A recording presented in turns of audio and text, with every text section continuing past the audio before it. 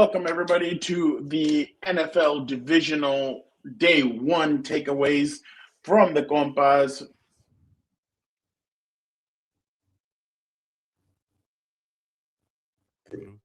Did we lose them, or am I slow here?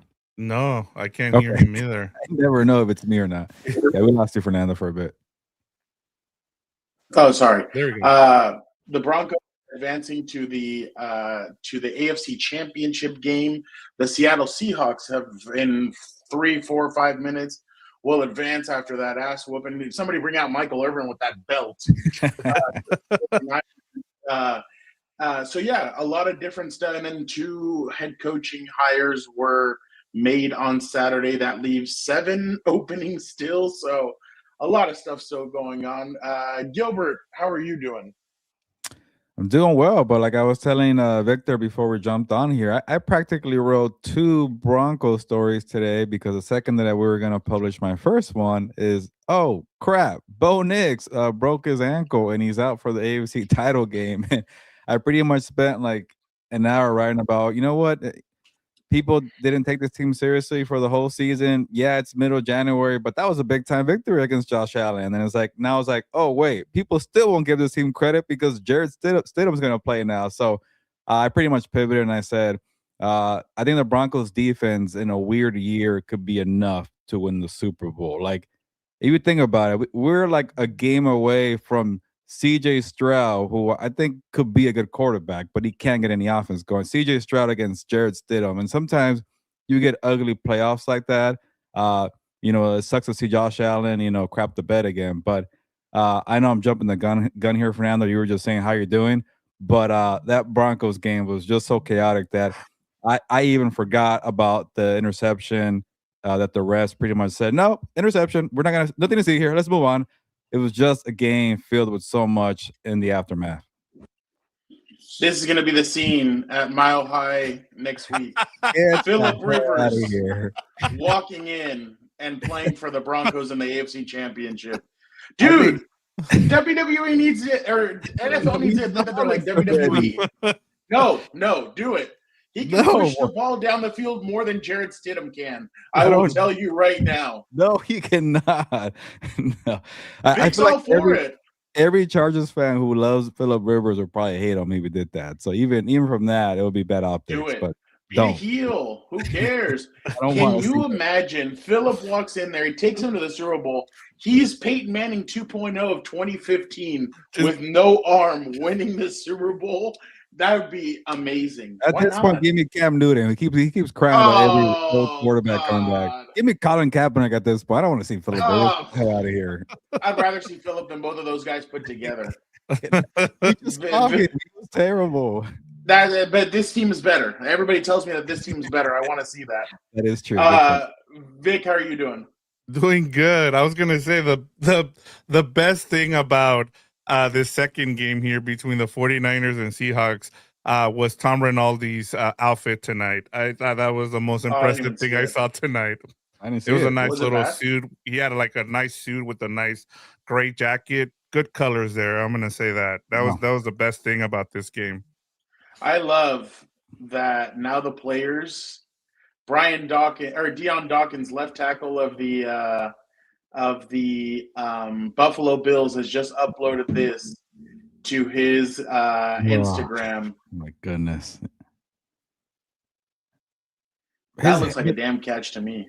I don't know. His hand's on the ball though, and you're kind of just freezing the frame to whatever you want. But I get it, Yeah. Well, it's the reason is because, and I don't know, maybe like when the ball exchanges hands is when he's on his back. Brandon Cooks is on his back. He kind of like the other guy rips the ball out like that. One of those plays where they're like, oh, the knee's down, like when quarterbacks fumble after the play. So I think that's where they're going with this. It's a catch. It's not really like he wasn't like running with the football and then he got it punched out. But it's just crazy the way that the NFL. Look to the right, Fernando. Yeah, right there. There you go. The commissioner has sold on. Okay, this is Section 2, Article 1. I hope this is real. The commissioner has the sole authority to investigate and take. Oh, he's not going to do this shit. Come on. No, they lost. How many controversial endings have there been in NFL playoff history? Like, they're not going to get with involved. The Chiefs or without the Chiefs?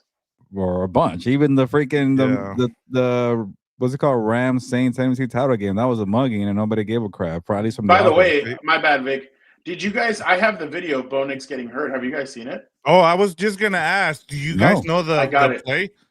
Yeah, I got it right here. Oh, I was actually wondering when he got hurt. Like, was it in the overtime? Was it before his go-ahead? So I really thought you had the actual play.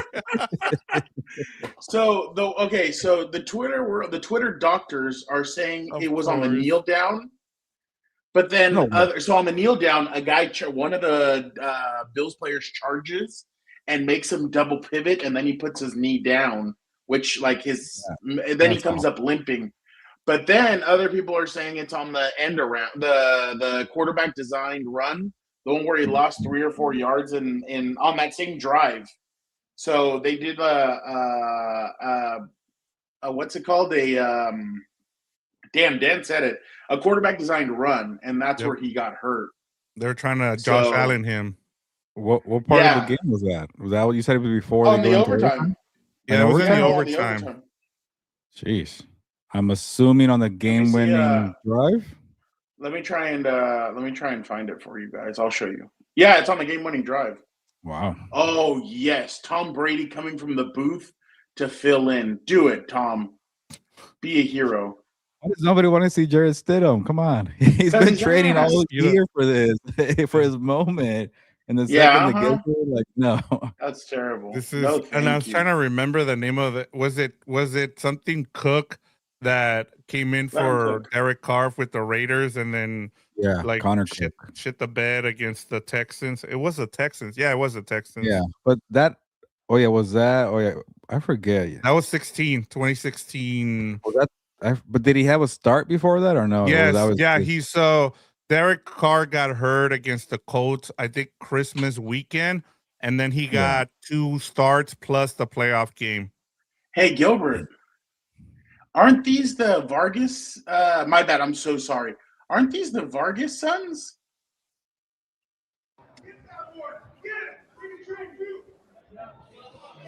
They're fighting each other. Yeah, that looks like the brothers. It's the older one and the younger one. Okay. Actually, no, it's the older one and the middle one. Yeah, the older one and the little one. Yeah, the youngest one is the middle actually good. Yeah, you're right. Middle one. Middle one is the little one. I always forget. Yeah.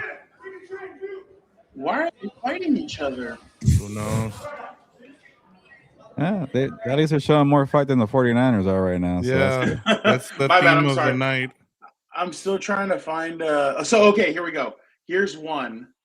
Here's the kneel down, and you guys. I mean, if you guys see a player runs in here from the Bills, watch. So there he is, and then he kind of like. Do you see how he awkwardly? There you go. Yeah. Oh. It looks like a non-contact injury, right? Or am I tripping there? And then look. Yeah, he's walking funny there. But at that point, you might already had it before. Yeah, that's true too. Yeah, because look at how he protects himself. Oh, look. Okay, so my bad. No, I don't know if you guys can see. Injury. He steps on him right there. Watch this blue or this white cleat right here. Yep. This white cleat steps on him right there. Oh. That could be it. Yeah, so that's crazy. That one or the quarterback design run are the ones that everybody's pointing at. Yeah, it sucks for the Broncos because you're on this high here from beating the Bills, and I thought they showed a lot because, and when I was writing my second story, I started thinking like maybe I'm just trying to make my story work here, but I would not be surprised. Yeah, exactly. That's what I was thinking about. The 2017 AFC or championship weekend. Case Keenum, Nick Foles, Tom Brady, and Blake Bortles. Who So would to have me, thought Jared Foles would Stidham win that playing one? against CJ Stroud in 6-3 game to the Super Bowl, like it could definitely happen. I keep telling you guys, it's the playoffs for the defenses and the way that the Broncos, not shut down Josh Allen, but to force him into 4 turnovers, 2 lost fumbles, 2 interceptions, and and just to kind of, I don't know, I'll wait for that. I'll wait for their interception part, but I want to give the Broncos their shine and their belief. I know people here still don't believe in them. I do, because at some point it's like, you lose, you barely lose you barely beat the Jets, the Giants, the Raiders, the Titans, the Commanders. They barely beat all these crappy teams, but they also barely beat the Bills. Like they just have a way of finding ways to find victories, and I'll give credit to Sean Payton. I'm higher on Bo Nix than most people. It doesn't even matter because he won't be around, but hey, Jarrett Stidham had that game against the Raiders, Vic, where he took them to, or I guess the 49ers, right? Was it Raiders? The last game of the year. Yeah. They went to overtime. Sean Payton signed him for his first free agency in Denver. They brought him back to be the backup. They obviously believe in Jarrett Stidham. But there's the other part too, and Fernando could probably go to this one, where they just get waxed by whoever wins, Patriots, Houston, like we're seeing right now with the 49ers. Like, yeah, they got a bunch of injuries, but look at them. They're still fighting. They're here against Seattle. You never know. And then boom, 41 to whatever. I forgot what the score was here. But I'm not going to 41-6. Yep. Yeah, so I'm not gonna write off Denver. They just keep finding ways to win, and like you just saw in that graphic with the quarterbacks from 2017. I don't know, weirder things have happened here. That's a good defense. I don't think it's better than Houston, but seeing Ufanga, man, like just all over the field, laying hits after hit. Nick Bonito having a strip sack. Surtain, who took a shot to the shoulder, coming back and toughing it out to play the rest of the game. They got some ballers defensively. So offensively, I don't know what they're gonna do there. The running game was pretty absent today. Obviously, a big catch from Marvin Mims, but to me, that's my story. It's like they have a chance with the defense, and that might be enough for this year. I'll go quickly. Look, I understand 53 yards in overtime on penalties on that last drive, inexcusable. But at the end of the day, Josh Allen turned the ball over 4 times. James Cook turned the ball over once. Like, they could have gone up 14-3 on the second drive of the game when Cook fumbled. They were starting to drive. They were running the ball well. They were driving. Could have put the game at 14-3 instead. Denver comes up 17 10 to 3. Then right before halftime, they go up 17-10. Josh Allen starts running the football. I don't know what he does that he just like kind of released. I don't know if he was trying to pitch it back. It just fell out of his hand. God only knows. I think he just fumbled it. But then they get the ball back with 3 seconds. They kick the field goal. They're up 20-10. The Bills had multiple chances to put this game away, to take a big lead, to do things, and they just couldn't take advantage of it. So, yes, did the refs play a major role? Yes. I didn't like that they do this. I don't like that there's always one playoff game or one weekend where you just see the Broncos defense got called for 0 penalties in this game. For most of the game, they got called for 0 penalties through 5 quarters. Like, I believe that's the stat I saw right now when I was looking at that. But again, that was a miss on Josh Allen and his team. Now, I agree with you that the Broncos do deserve some credit for that. I mean, they do find stupid ways to win. Well, not stupid, but like they just always find a way to get it done. But yeah, the Denver had 3 penalties for 20 yards, and I think they were all on offense. So, but yeah, those 68 yards of penalties that the Bills got cost them. 53 of them were on the final drive. But again, I think this is a lot on Josh Allen and that offense. They turned the ball over.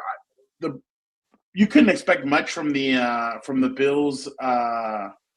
From the Bills defense, especially because obviously they haven't been good.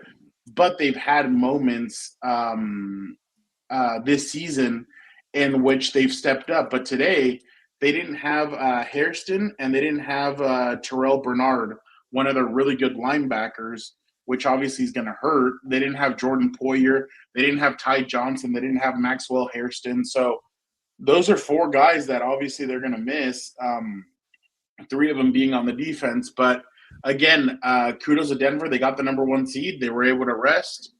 And now they're on to the AFC Championship. And but yeah, I think a lot of this is on Josh Allen. A lot of it is on the offense, and a lot of it is their defense not being able to make the stops when they needed to. But again, the turning point for me was that you could have gone up 14-3 on the second drive, and instead you fumbled the football. James Cook did, and I mean that was a great hit by Alex Singleton, I think. Yeah. Good hit on him by him, but yeah, they turned the ball over 5 times. How do you expect to win when you do that? So, but yeah, Vic. I was just gonna say, for me, I'll keep it quick. And I'm with Gilbert here. The Broncos deserve a lot of credit. They got the number 1 seed.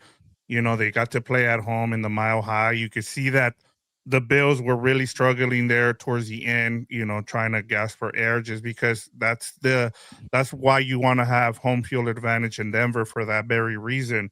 But I'll say 2 things here.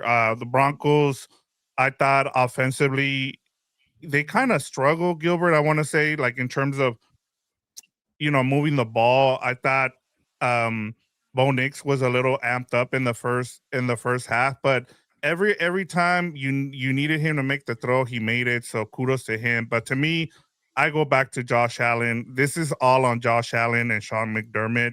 Like, their defense gave you a chance in this game. They gave you plenty of opportunities. You were up. What was it?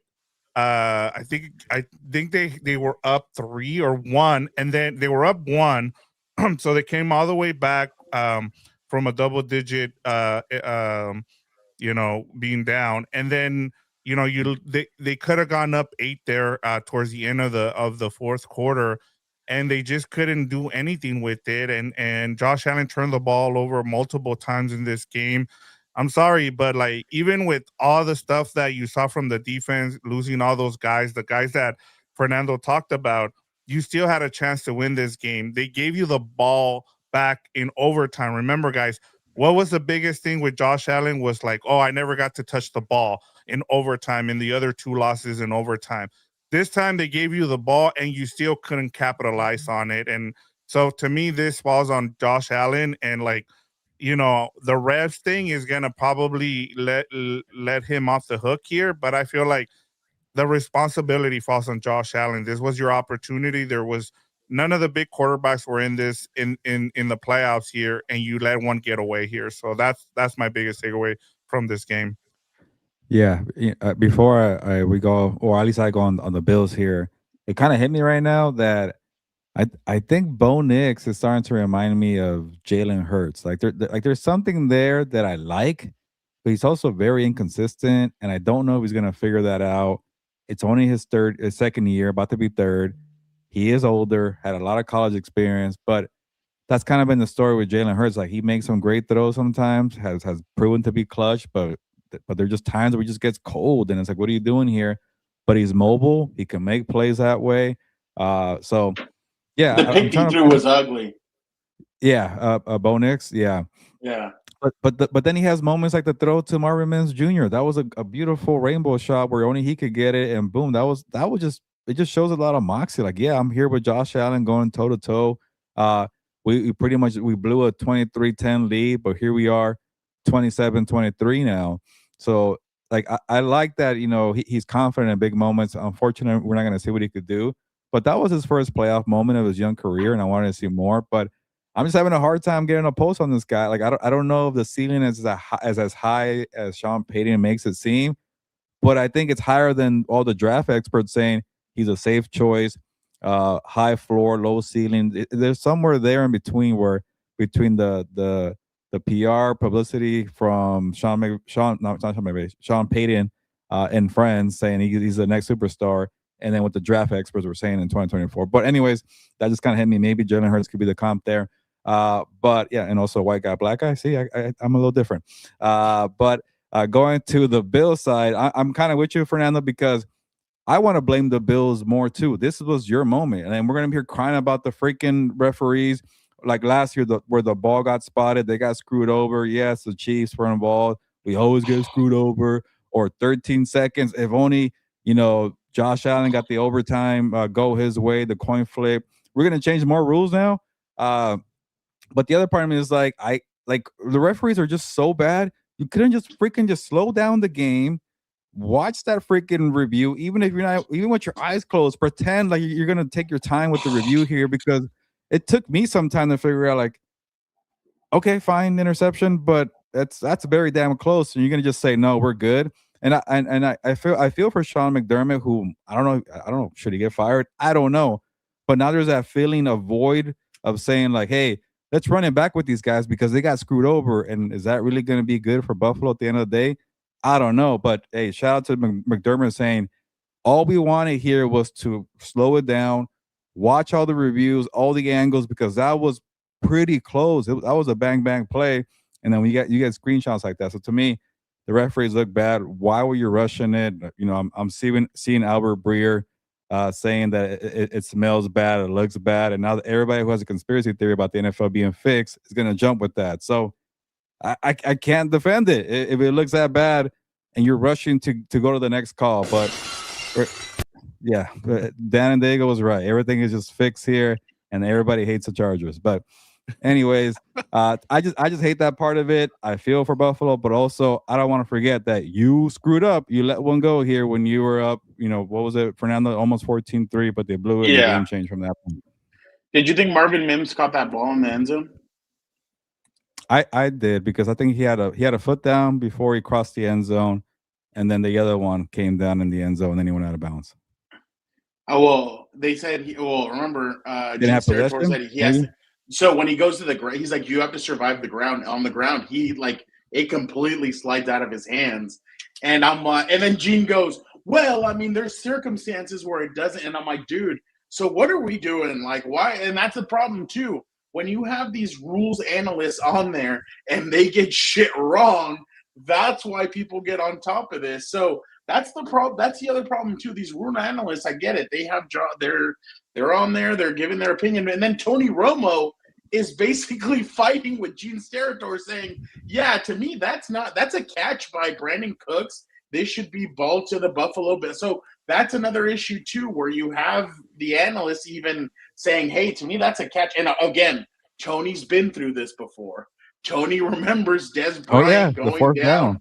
And so I mean, obviously Tony's gonna fight something like that, but yeah, it's just a bad thing all around. The ending of that game, like Vic said, screwed everything that game had been. The Bills had overcome. They were screaming, running down the field, all that stuff. But this is what a very teary-eyed Josh Allen had to say after the game. I saw this. Let my teammates down tonight. This is not AI, by the way.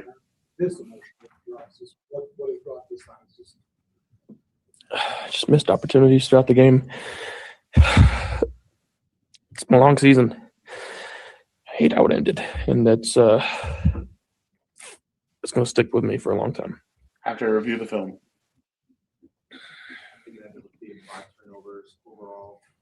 I know it just happened, but you kind of think yeah, can't win with 5 turnovers. I fumbled twice, threw 2 picks. Here's McDermott on the final play. And, it's hard for me to. I've had a chance to look at. It's hard for me to understand why it was ruled the way it was ruled. And if it is ruled that way, then why wasn't it slowed down? Just to make sure that we have this right. That would have made a lot of sense to me, to make sure that we have this thing right, because that he even took a timeout. Remember? And they still rushed. The ball to Tony, maybe they said, "No, we're good. Let's move on." Yeah. Yeah, no, that's the other part that makes this a little. Oh damn! Hold on, I missed a good. Hold on, my bad, Vic. I'm sorry. I missed a really good part on that. Here's what I wanted you to hear this part. But I'm saying it because I'm standing up for Buffalo. Damn it, I'm standing up for us.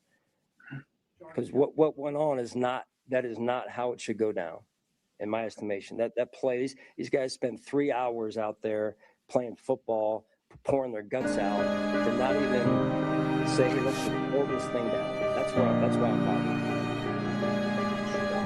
In that moment, Tom McDermott saved this job. Even if it was, When you know how there's that sound like I'm wondering And in how this I got moment, he knew he fucked up. I wonder if he went into his 9/11 speech here. And Oh yeah, hell yeah! That would've been And here you fun. go. That'd Here's been- one for him. So does he get shit canned tomorrow? That's the big question. I don't think so. Enough is enough. I think they should. I really do, because they keep blowing it. But it's like, oh, look at the injuries. Oh, they got screwed. All this and that. And then talking about, yeah, I'm gonna stand up for Buffalo, and like talking about, oh, this is our year. We got screwed. There's gonna be something there. They're gonna like, you know what? We're back to finish this whatever the hell we started 20 years ago. Look what freaking Sean McDermott made friend of the show do. Like, what are we doing? The frustration of friend of the show. What are we doing? Well, I feel for Joey. He almost played in an AFC title game. He's never gone further than this round, right? Division. Yeah, he's never gone further. He wanted to talk to me at the Super Bowl. That's the thing. He's frustrated. He wanted to talk to me. He had a roughing the passer penalty too. It was a total meltdown by. It was roughing the penalty on the first pass interference. It was also a rough in the passer, but Joey gave him a good lick. I mean, but that's the thing. You do that in the first or second quarter. You don't do that in overtime. Like, I think the pass rush. See, this is another thing too. I think the pass rush got frustrated because they were not getting to Bo Nix. They couldn't hit him. They couldn't sack him.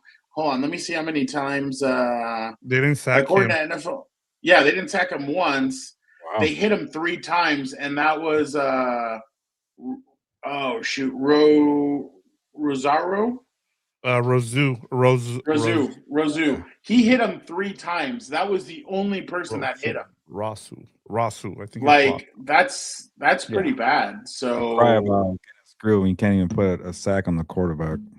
I know that's that was really bad. But yeah, the Broncos move on to the AFC Championship.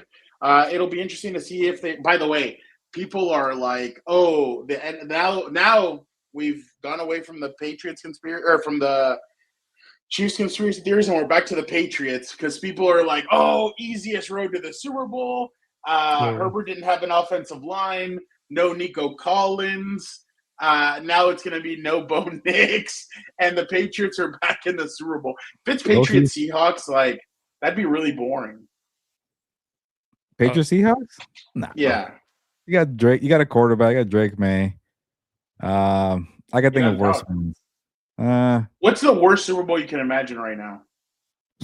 Anything involving Houston, the Broncos, and the Broncos. But yeah, you think Houston?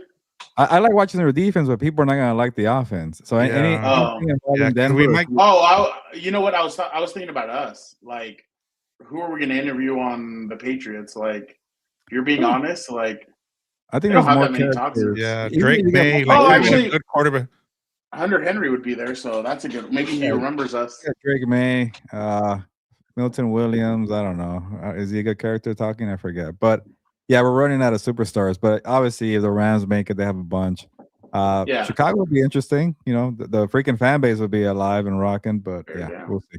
Yeah, bear down. All right. Let us get to how the game started tonight, and I use this on What's Up Bolts, and I did not get dinged. So hopefully we do not get dinged for this one. But this is how the game started with our good friend Will Gavin from the UK. In the middle of the field is Rashid Shaheed. So good. With it right on the E of the Seahawks, out at the 5-yard line, down to the 10, 15, 20, 25. Gets Max throw to man, gets a hole, 35, 40, all the way down to the 50-yard line. Yeah, tries to trip him up. 30, 35, 20, 25, 10, 5. Touchdown, Rashid Shaheed. The Seahawks take it 96 yards all the way for a touchdown. And there is a...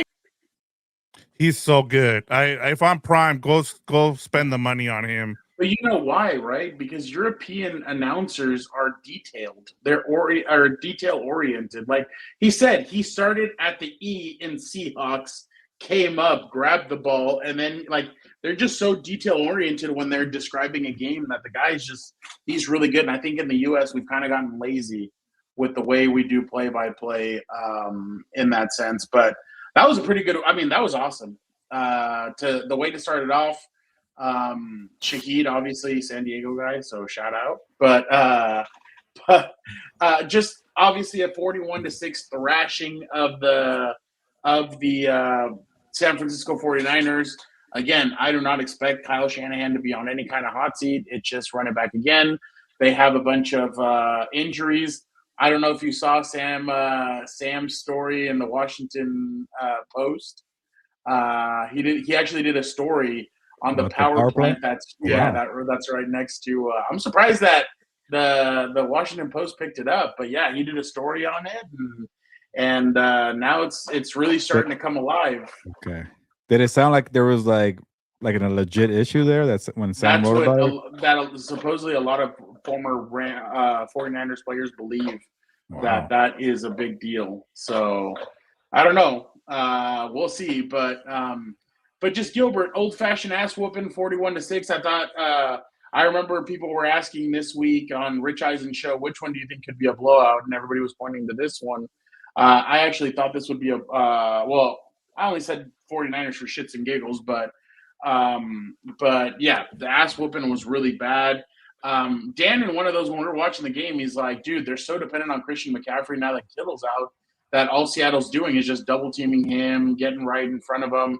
They're pressuring Brock Purdy, and they can't do anything with it. So, Gilbert, your thoughts on this game? Because I mean, there's not really a lot. Yeah, there's not much to add besides I was right on this game. I'm 2-0 for the day. I got the Broncos and the Seahawks to win. This was also my blowout game of the week because it just felt like the 49ers they got screwed on the going from Sunday to Philly to Seattle on a Saturday. But if you don't want to cry about scheduling, then get the number 1 seed. So there's a reason why he's number 1. You had a chance. Yeah, you had a chance. You lost in week 18. Now you're going back to where you failed, and you failed even harder. You got your butts whooped. They were fresher. You're the walking wounded. You have a power plant next to you. Christian McCaffrey got hurt at some point in this game. A lot of players kept getting hurt. So, for the Seahawks, man, I think part of me is like maybe they might, not bend. What's the right word? They probably needed like a close game to get that bye week rust out the way. But hey, when you got Rashid Shaheed getting a 95-yard kickoff return touchdown, and you get an easy victory, you'll take that all day. But they haven't been in a tight game yet. I even said my prediction of Sam Darnold being one and done won't happen because they're playing the walking wounded 49ers. So I do like the Seahawks. I still have my reservations about Sam Darnold. I wonder how they will do against the Bears. We didn't see them play this year. The Rams, Seahawks Part 3 would be definitely a welcome sight here. I definitely want to see that matchup. But they're one game away from the Super Bowl. And for all the crap I've been talking about them, they're right here. So they probably have my face on their locker room saying, prove that guy wrong, because he doesn't know what the hell he's talking about. But other than that, they got the job done. Vic, did you hear? Hey, Vic, Fernando, you guys have been on this team all season.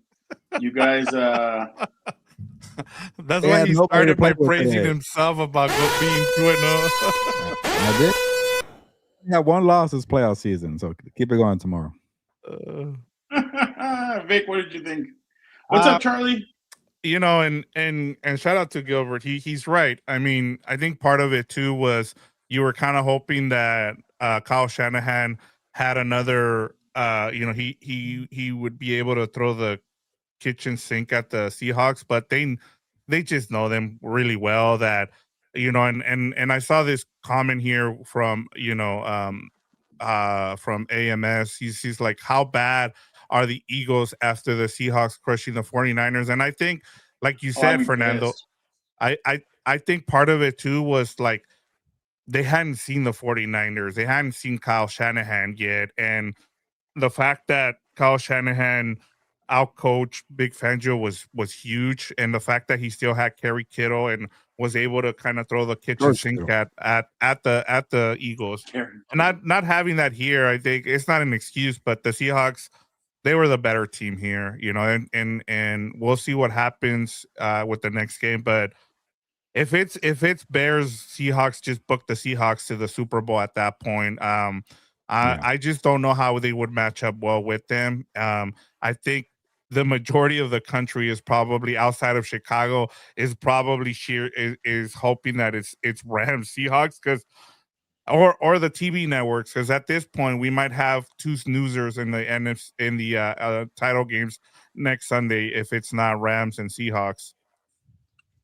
Somebody broke down the Bills thing, them losing, and my bad. This game was ass. I mean, congratulations to the Seahawks. No, I'll get to it. My bad. Sorry. But this guy goes, the Bills lost by 3 on overtime. Who is this? Kevin Master from Buffalo Bills. Oh, content data, whatever. He goes, 5 turnovers on 5 days rest, traveling out west, playing a team with 12 days rest, second most injured team in the league, going with the 26th most injured team. Backups, 100 had 100 more yards, allowing only 41 yards to the rushers. No. I'm like, dude, come on. Like, pick one of those areas and then go at it. But take the loss. I know. That's funny, though. For this game, I mean, you got to give it credit. Now, Vic, I sort of agree with you, but Charbonnet, what's going to be up with him? Like, they need that 2 running back tandem to kind of move this offense. So I need to see what's up with Charbonnet. I think the Seahawks kind of threw us all for a loop. I think with the whole oblique thing and everybody's like, oh, Drew Lock is taking reps. They had Drew Lock take the reps before the game. Drew Lock and the other guy, the one from that other quarterback that they drafted, what's his name? I can't remember where from Alabama. Milroe, Jalen Milroe. They had those guys warm ups with the ones, and what's his name didn't warm up? Sam Darnold. So that was interesting, the way they kind of played that off. Darnold only had to throw the ball 17 times. He had 124 yards, 1 touchdown. It was the touchdown to Jackson Smith and Jigba, who had 3 catches for 19. The big winner here, Cooper Kupp, 5 catches for 60 yards. Kenneth Walker, 19 carries for 116 yards and 3 rushing touchdowns. That's going to be the bread and butter for this team. If they can, like I said last week, if they can do what the Seahawks did in 2013, if they can run the shit out of the football and play great defense and limit, Sam only has to do what he did tonight, 17 passes thrown, 124 yards and 1 touchdown, they're going to be okay. That's all you need to do.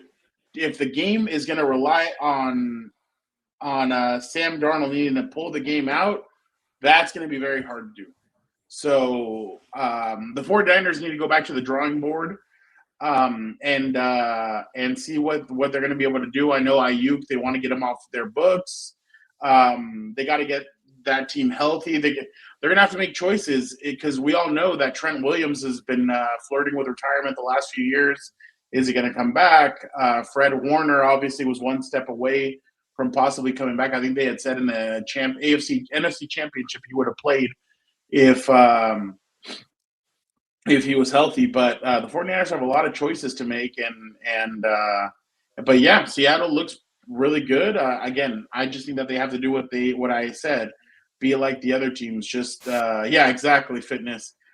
just run the shit out of the football, play good defense, and just win. But yeah, that's kind of my MO. But all right, guys, just real quick, 2 hires were made today. Let's start off with the one that just happened moments ago, about 2 hours ago. By the way, I love how NFL teams they're like, oh, this game's shit. All right, here you go. Here's some news. Kevin Stefanski gets hired by the Atlanta Falcons, 5-year contract. They're saying that the interim head coach that they had, what's his name? Jeff, their defensive coordinator. Oh, yeah. Jeff Albrecht.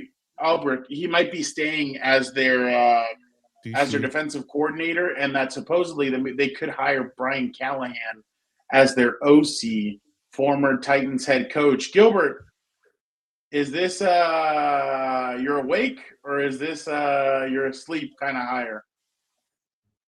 I feel like I'm neither. It's kind of like an even keel move here. And yeah, don't forget about Jeff Ulbrich, whose son, what did he say? He called Shador Sanders' ass? Or I forget what he said. No, he prank called Shador and told him that they were he prank called. Yeah. Okay. Yeah, forgot about the infamous moment in NFL draft history. But yeah, this one kind of makes a lot of sense. It like the thing with Stefanski though is like, yeah, he knows how to run an offense. It's been a minute because the ones in Cleveland the last 2 years were pretty bad, but he's capable of getting to the playoffs. He had some good years as the OC for the Vikings and Kirk Cousins. So I think for them, it's just like getting to that playoffs because they haven't gone to one since 2017. That's a long time for old man Arthur Blank. So if you're just looking for that next level, I think Stefanski could do that. I don't know if Stefanski is, on the tier where John Harbaugh was before, it got stale in Baltimore. But can you be a consistent winner? Because when you have Bijan in his prime, Drake London in his prime, you got some good draft picks offensively this year, and Jalen Walker and James Pierce.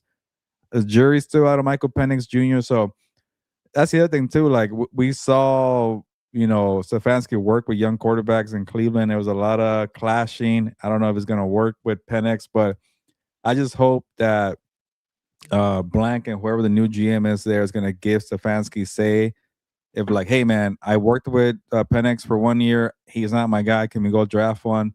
You got to give him that power because so far the jury's still out on Penix. But other than that, you had to make this move with somebody safe, somebody who's a proven, winner of getting to the playoffs, because everything you invested in on that team, so many first rounders, Kyle Pitts, who might be a free agent or might be on the way out, also another promising player. So to me, you have to maximize this team.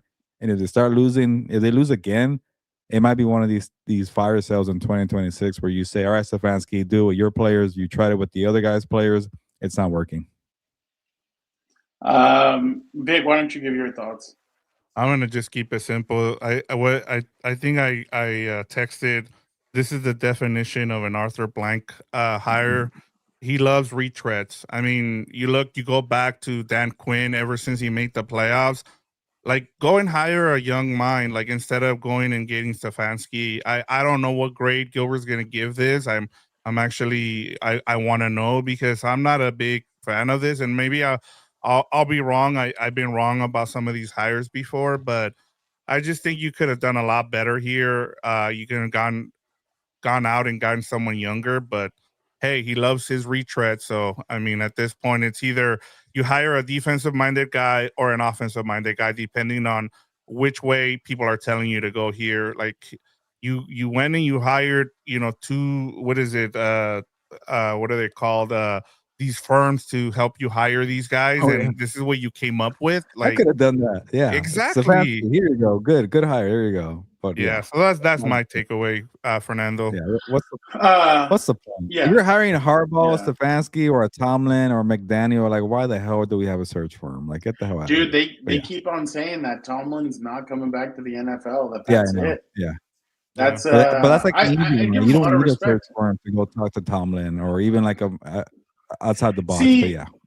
I remember in 2013, the Chargers hired Ron Wolf, who's a big-time executive that was with multiple teams. They hired him to help them with their hire for general manager and head coach, and he ultimately told him Tom Telesco was the right way to go, and then obviously Mike McCoy. I understand that, but hiring a firm to help you, like that to me is just like I don't know, MLS firm, Fernando. Yeah, like yeah. Right. No. You're completely right. Like, don't freaking just I don't know. It's just dumb. Like I don't know. I just feel like the NFL is going in a weird way when it comes to all this stuff. And I agree, Gilbert. I agree with you. He has to have full say on who his quarterback's going to be. If he feels like Michael Penix isn't the guy, then they're going to have to listen to him. And if he says, "Hey, I don't think this is the guy," boom. Like I do think. And by the way, they don't have that many draft picks. I think they have 5 this year, and they don't start until the second round. So I'm interested to see how Stefanski's going to manage all that stuff. And like you said, does Stefanski believe that Kyle Pitts is correct? Are they going to use him in the correct way? Because we've seen Arthur Smith pissed that away. All these guys. Hey, Charlie, hold on. Whoa, thank you, Charles. Charlie. All right, we got to answer this. Hold on.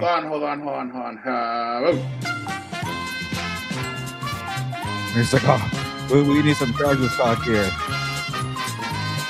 There you go. Thank you, Charlie. Go ahead. So it says, do you guys think the odds are good for Mike McDaniel to line with the Chargers or Dable? I think Jim and Mike would get along. Amazing run game. Can you imagine Justin Herbert with a run game? That's obviously Charlie trying to be funny, and that's what Greg Roman said when he was hired with the Chargers. Can you imagine if Justin Herbert with a run game? Gilbert, I'll let you go first. Yeah. I guess the odds are good if he's accepting the interview, right? When is it, Fernando? Is it Monday? I forget the interview. No. Monday's meeting with the Raiders. I think his last interview is with the Chargers on Tuesday. That's actually kind of an advantage. You're the last team that talks to him. He's already been through the whole ringer and gotten to see, like, you don't take that many interviews if you feel like you're going in one direction. And, I know there was reports about maybe the Washington job being in the mix because he has ties to Dan Quinn, but that's no longer an option because they hired David Blau. There's reports about if Robert Saleh gets a head coaching job, he's going to be his OC, but that's not a given either. Honestly, to put it this way, Charlie, if Mike McDaniel does not get a head coaching job, I think the Chargers have a strong chance, because I think that's what he wants. Ultimately, is to be a head coach again, or maybe I could be wrong. Maybe he wants a reset year to figure out what went wrong in Miami. But if a team like Tennessee says, "Hey, we don't care what happened in Miami. We got Cam Ward. You're an offensive mind. We need all the help we can get. You're an established name. We're gonna make you the head coach. Just come on down." I think he probably says yeah to that. But I think the Tennessee is even in the mix with Matt Nagy from all names. So it's not a given. So if he's available as an OC, I think there's a lot you could offer, especially if Jim Harbaugh is willing to think outside the box, like we're seeing by talking to him, talking to Brian Dable. You throw in all the talent that they have. Yeah, maybe you need one more wide receiver, but you got a running game. If Hampton stays healthy, you got to build that O-line, though. But he never really had any great O-lines in Miami, now I think about it, and he still produced high-powered offenses. So to me, there's a lot there, but I think the big one is Jimbo saying, all right, kid, what can you do here? I'll stay out the way. Go make it happen. I'll go next, and then we'll finish off with Vic. Well, Vic, you know what? You get. Why don't you go? I'm with Gilbert in terms of I think it's down to two teams. If it's go ahead. Mike McDaniel and Jim Harbaugh. Yeah. Oh, man. It's like, I have that vape here in the team meeting, Mike McDaniel. Come on. Oh, dude, that's gonna be hilarious. Oh, sorry. That was my bad. Oh shit, that's on me. Sorry, there we go. I'm done. No worries. I was gonna say, I think if he is gonna be an OC, like Gilbert said, it's gonna be intriguing to see which one of the two he picks between the Lions and the Chargers, because both of those, like if you're looking at the Lions and that offensive line, like you're like, man, I've never had an offensive line, right? Like you said, Fernando, and you look at the Chargers and you have those tackles coming back, you're like, damn, like both of those are intriguing. So, I think Dable, and like I said, I know people are probably not gonna, like this one, but I think Mike LaFleur might work here just because that dude likes running the ball. Like, and I said it earlier last week or actually earlier this week when I talked about it. Like, the Rams' biggest rushing game was with Mike LaFleur calling the plays for that game where Sean McVay was in sick. the booth, right? Yeah, he was sick. So, I mean, we'll see. But I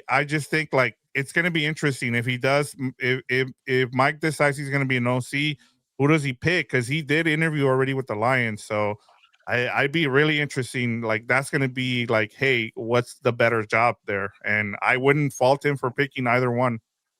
I know Albert Breer said Davis Webb is also on that list that the Chargers like. Wow. The quarterback coach of the Denver I like that one Broncos. too. So the Sean Payton style. Look, I think they can't go wrong if it's Mike McDaniel, Brian Dable, or I mean the Davis Webb is a little bit of a who knows, like we don't know yet. Yeah, he's a gamble. The passing coordinator I like from the Rams. Right? Those guys haven't called plays, so that's going to be the interesting aspect of this. But like you guys said, the only one I'll add is Tampa, because in Tampa, what's his name will be focused on the defense, and Mike McDaniel would be focused solely on the offense. Yeah. But I do agree with you guys. Herbert is better than Baker.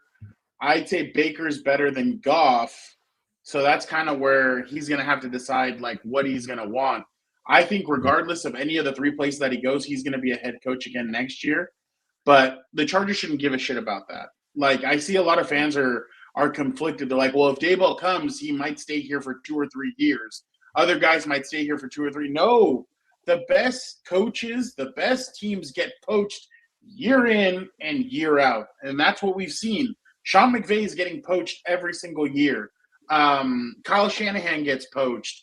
Guys get poached, and I could definitely see that happening, but who cares? Especially if they go far, if they win it or whatever you want.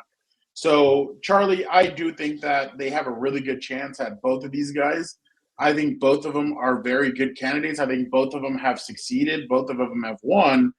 I just wonder what Jim is really looking for. I think what Jim should be looking for is the yin to his yang. I think he should be looking for the opposite of what he is to really solidify. Jim has noticed that Jim has noticed that the way he's done things hasn't worked. His style of offense hasn't worked. Yes, it could be for the offensive line, but it's also the play styling of today is different. And one thing that I don't believe, he said in his press conference that he hasn't talked to Herbert since the game in New England.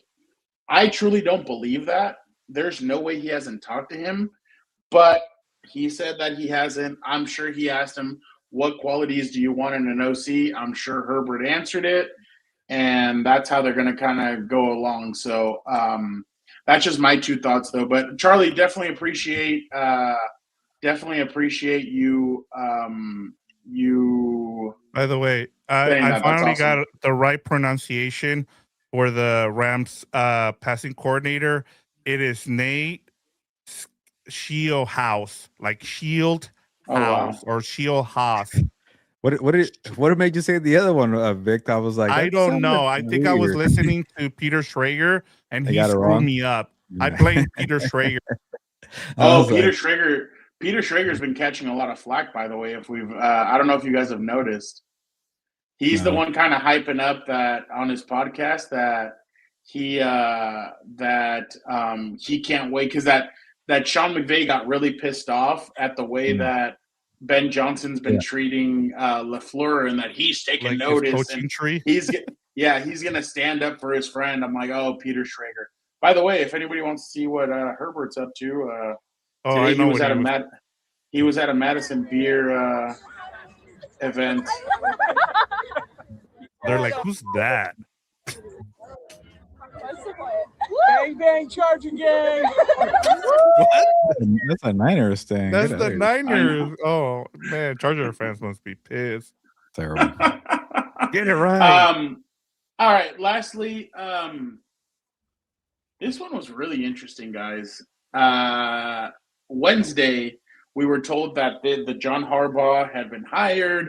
on Thursday, Chris Rim asks Jim, "Hey, what are your thoughts on your brother getting hired by the Giants?" And he goes, "Is that official?" And then Joe Ortiz goes, "No, it is not. That's just a rumor." He's like, won't comment on it. So Nice. It's official.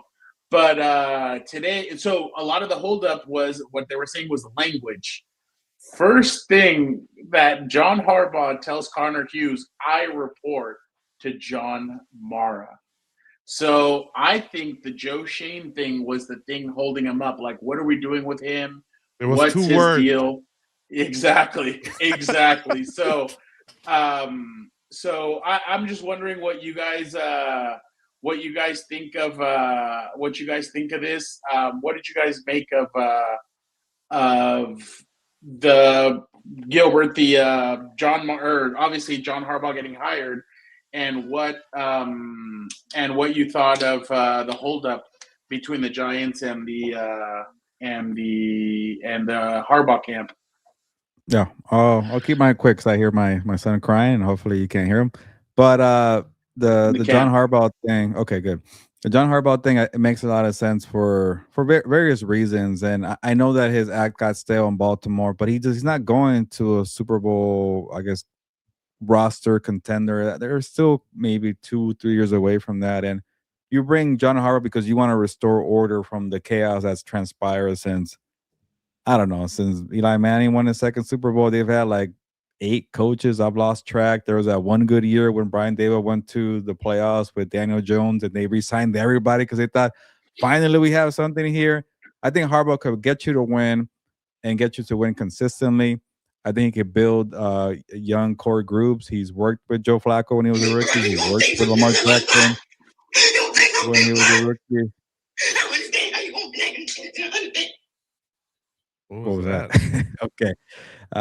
What? There's a bit from Fernando. I don't know. But yeah. Fernando, that has like something else going on in his headphones. No, it was a Joe Morley video that popped up on my phone. So he's like making fun of 49er fans. My bad. Okay. Anyways, but yeah, I think for me and all front, because they got tired of like always losing, and it kind of happens all the time where like you lose all the time and you see a big name and you go all in to get them. Yeah, that could work, but could also backfire. We don't know, but I think for the Giants' sake, you had to do it. The Falcons one, it kind of feels like a small win for Arthur Blank to finally end this playoff drought. I think for the Giants, it's like you got to build consistency. You got to build a foundation. You got to get rid of the chaos. Like this team has been pretty drama filled for the last better part of the decade. I don't know. They've been a bunch of turmoil, a bunch of turnover. They can't get crap right. So to me, I think you had to do it. It's a safe choice. It's an obvious choice. But I think for this franchise, if you admit that you're in a crappy situation where you're saying, Joe Shane, get the hell out of the way. I'm here to fix everything. Let him have the power. I'm okay with it. He's earned it. He doesn't have like this track record of being like a know-it-all. He lets coordinators do their job. It doesn't seem like people get tired of his shtick. So to me, the more I think about it, the more I really like it. And one comparison, Sean Payton went on to work with George Patton from the Broncos, who signed Russell Wilson, traded for Russell Wilson, created the whole mess, but they kept them and they're working together and they're doing well. So maybe that could be the comparison is what the Broncos are doing to the Giants keeping Joe Shane. Vic? I'll be quick for real. I'm just gonna say this. This is the Tom Coughlin hire. Like this, if you really look at what this team has been since they made it to the Super Bowl with Tom Coughlin, it's been the third worst team. We right in there with the Jets and the Raiders since that time. And so John Mara looks at it. He's like, I'm tired. I need someone that's actually the face of this franchise. And he went and he hired John Harbaugh. Like that's why he's only gonna have to go and talk to John Mara from now on. Joe Shane is pretty much out of the picture here, like Gilbert said. Outside of like collaborating, this is like from top to bottom. This is all on John Harbaugh. Like how we've been talking about CEO coaches. Like he's not only the CEO right now, he's gonna be like the right hand person to the owner, just because they've gotten so desperate that they haven't been able to hit on their coach. and they pretty much gave him all the power. Now, this can be good or this could be bad. It just depends. We've seen it with guys like Bill Belichick and other guys where it can go really wrong. So hopefully for him, he just got tired of like, hey, I'm tired of losing, being the third worst team since we went to the Super Bowl. It just gives me John Gruden 2.0 with the Raiders kind of vibes, but I've been wrong again, like I said. So just something to keep in mind. I don't know.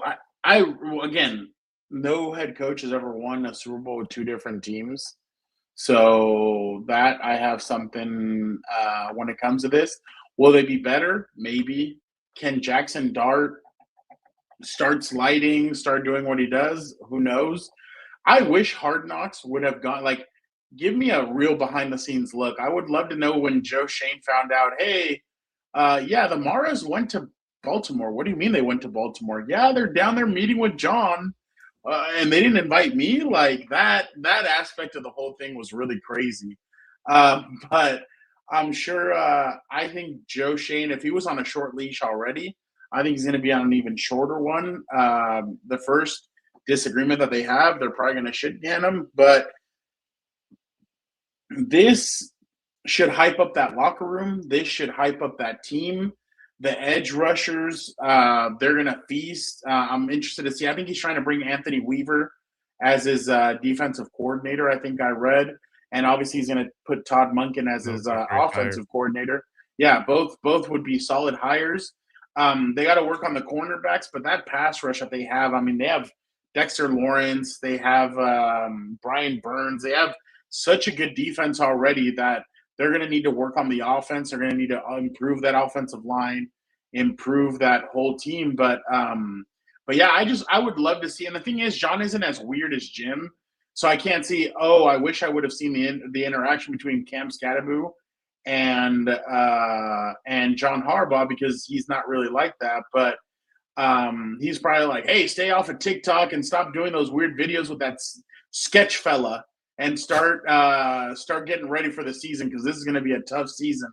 But I think it does boost them. I think the NFC East is kind of like raising their eyebrow, like, oh shit, like all of a sudden who's the worst coach, Brian Schottenheimer or Dan Quinn in that division? So yeah, that just put the whole division on notice that the Giants are serious. I do agree with Vic in the sense of this could either be a really great thing or a really bad thing, and we still don't know what it's going to be. But I definitely think that it makes them tougher. It makes them stronger, and you're going to have a guy who, yes, in the back end, when things got stale, they would choke big leads. They would not win those games. But we have to remember, too, when he had Joe Flacco, they would win all those games. They would go into other people's homes, and they'd beat them on the road. That's how they won that Super Bowl. They played the Colts in Baltimore, and they went on the road to Denver. Then they went on the road to New England, and then they went to New Orleans for the Super Bowl, and they ended up beating the. By the way, one time when we were talking to Joe Ortiz, he said, "I can't talk about the Super Bowl victory in this place. Like, how do you think it makes me feel?" And I just started laughing. I'm like, that's pretty good, because he beat obviously Jim, but. We'll see what this hire is like, but 2 hires down, 7 more to go. We'll be back on Gilbert. Are we doing a Lunas Live? Yeah, let's do it. Yeah, it should be good. Okay. Lunas Live on Monday, and then obviously on Tuesday, the Four Compas show. And we'll be back to discuss on the Four Compas show, we'll break down the AFC and NFC championships. And Vic, maybe we take a look at what our season. Well, no, we can do that during the week off between the AFC championship and before departing for Radio Row. But yeah, appreciate everybody so much for checking out this edition of the NFL Divisional Round Takeaways. Thank you everybody for joining us. You guys were the best. Thank you to Vic. Thank you to Gilbert. But it's time to get out of here, and we'll see. By the way, Gilbert, you should be very, very nervous about tomorrow. You know why? You might be screwed. Your Texans might be screwed. Have you seen this little girl who has been choosing the games lately? Last week she went 0-6. Look at how she chose this week. She went 0-6. So it's the opposite. Oh no. Buffalo! 49ers! Oh no. Patriots!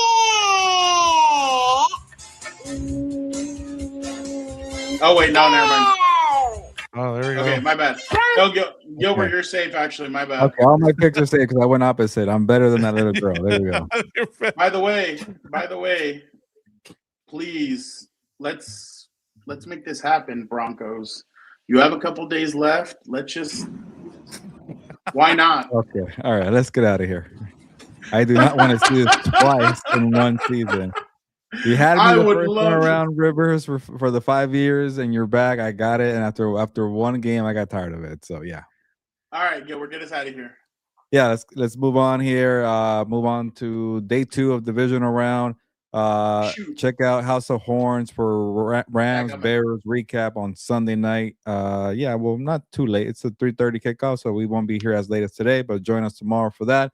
And then obviously Monday, Lunes live for the entire divisional wrap up. We'll probably focus more on Rams, Bears, and Patriots, Texans, and then look ahead to the title games. But it's time to get out of here. And nos vamos, pues, vámonos.